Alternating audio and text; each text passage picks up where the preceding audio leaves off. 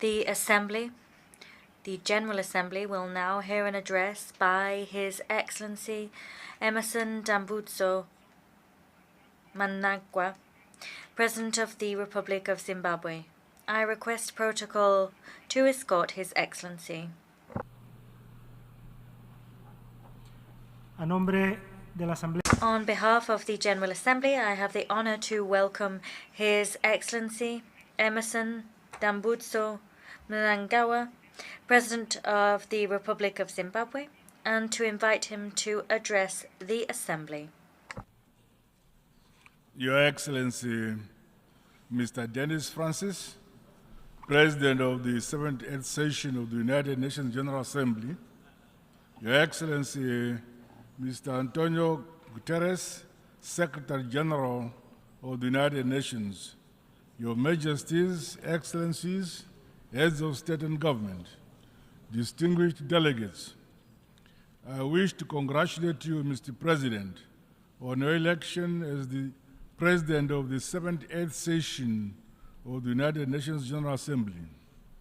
We are confident that under your stewardship, we will make progress on the important global agenda before us. Please be assured of Zimbabwe's support throughout your tenure. I also pay special tribute to your predecessor, Mr. Korosi, for leading the 77th session of the General Assembly. We value the role he played to promote science in our overarching goal to improve the lives and livelihoods of all. Mr. President, it is imperative that we recommit to the Charter of the United Nations, multilateralism, solidarity, justice, and the peaceful settlement of disputes for sustainable development and a shared future. This calls on us all to respect the sovereign equality of nations, big or small, poor or rich.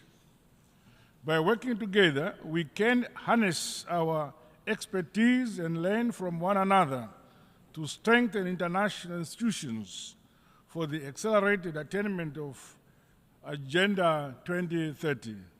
The impact of conflicts, terrorism, climate change-induced natural disasters, biodiversity loss, and the rising prevalence of disease and pandemics, especially in the developing world, deserve our urgent attention. Regrettably, progress towards the achievement of the Sustainable Development Goals has been uneven, while global solidarity has been tested and a self-interest superseding cooperation. We have a duty to reignite our commitment to the principles of the 2030 Agenda and rekindle the spirit of multilateralism. To accelerate our action on the SDGs, we must scale up investments in people and communities by ensuring access to quality education, health care, clean water, and sanitation for all. The creation of economic opportunities, decent jobs, and entrepreneurship, especially among women and youth, must remain a priority. Excellencies, Zimbabwe continues to entrench democracy, constitutionalism, good governance, and the rule of law following the recently held 2023 harmonized general elections. I am pleased to highlight that our country enjoyed peace before, during, and after our free, fair, transparent, and credible elections. Zimbabwe has been under the illegal unilateral economic sanctions for 23 years, imposed by some Western countries. These sanctions were designed to subjugate the sovereign will of the Zimbabwean people. We therefore demand that the unjustified unilateral sanctions be unconditionally lifted, including those imposed on countries like Cuba. We remain grateful for the support and solidarity of progressive countries in the Committee of Nations. In spite of these debilitating sanctions, the people of Zimbabwe have become masters of their destiny. This is anchored on a philosophy that, as a people, we have the duty and responsibility of developing our country using our own domestic resources. Partners and investors are welcome, but guided by our own vision and national priority areas. We are recording unprecedented development and economic success milestones. For the last 3 years, our country has been the fastest growing economy in our Southern Africa region. Further, Zimbabwe is prioritizing the eradication of poverty and improving the quality of life of our people, particularly those in rural areas. The empowerment and the capacitation of communal and small-scale farmers has seen us realize food and nutrition security at both household and national level. With effect from this year, our country will become a net exporter of wheat. Zimbabwe has not been spared from the negative impact of climate change. Hence, my government continues to make the requisite investment in infrastructure to mitigate and build resilience towards climate change adaptation. Dams are being built across the country. In addition, we have begun an ambitious and yet achievable program to sink solar-powered balls in each of our country's 35,000 rural villages and schools. Alongside each of these water points are commercial nutritional gardens for the empowerment of our women and youth. Through the use of our own resources, we have constructed an unprecedented number of schools, clinics, and provided other social amenities throughout our communities. Mr. President, today's realities across all regions bring to the fore the importance of global solidarity. No nation, no matter how powerful, can stand alone to realize sustainable and inclusive development. The high-level meetings on universal health coverage, tuberculosis and pandemic prevention, preparedness and response are welcome opportunities to reflect on the importance of maintaining essential services during pandemics and health emergencies.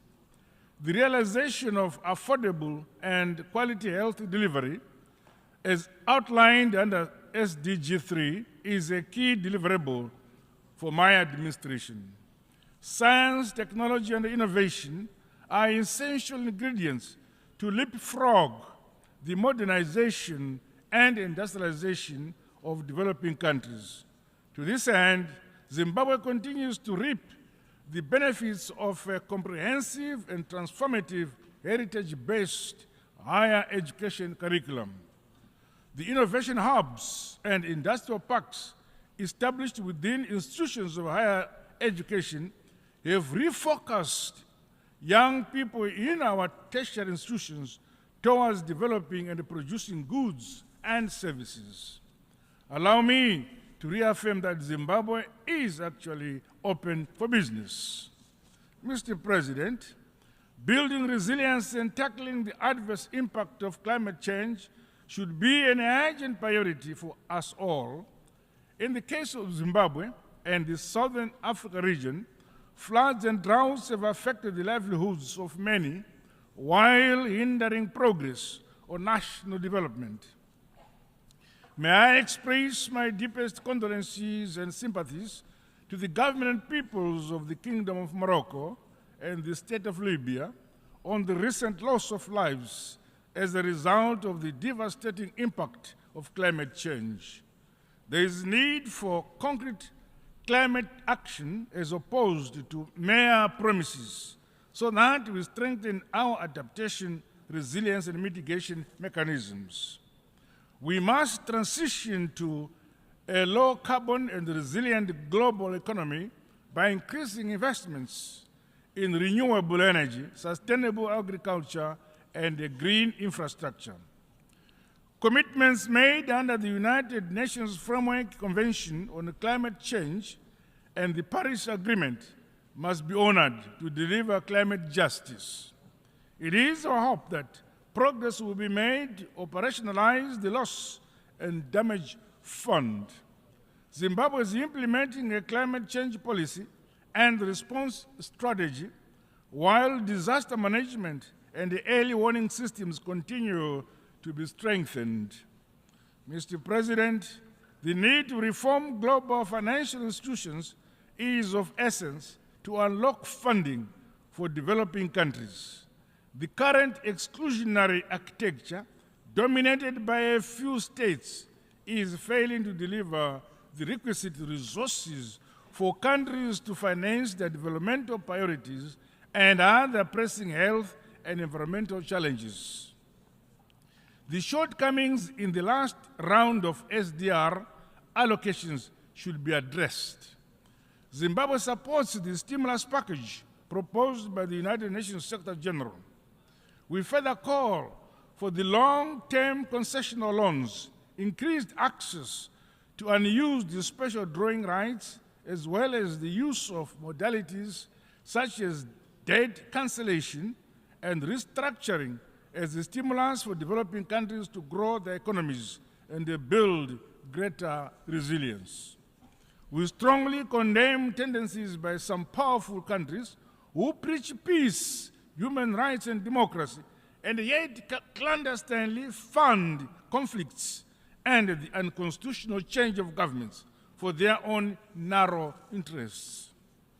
We further condemn the use of unilateral and illegal sanctions as a foreign policy tool at the disposal of some powerful nations, such as those sanctions imposed on Zimbabwe and the countries like Cuba. Such actions hamper the trust, global solidarity, and the multilateralism we desire. It is important that we channel our collective efforts towards building peace and driving forward our development agenda for shared prosperity. There is much more that unites us than that which divides us. Similarly, the establishment of a fair and inclusive global security architecture has become urgent. The maintenance of peace and security should never be the preserve of a privileged few. Zimbabwe reaffirms calls by Africa for the reform of the United Nations Security Council in line with Ezulwini Consensus and the CITE Declaration. Mr. President, allow me to conclude by reaffirming Zimbabwe's commitment to the purposes and principles of the United Nations Charter as we implement our Global Agenda 2030.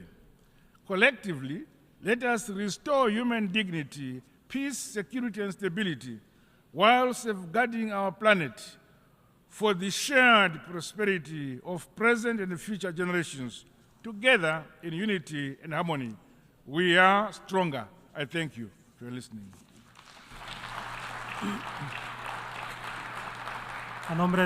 On behalf of the Assembly, I wish to thank the President of the Republic of Zimbabwe for the statement just made, and I request protocol to escort His Excellency.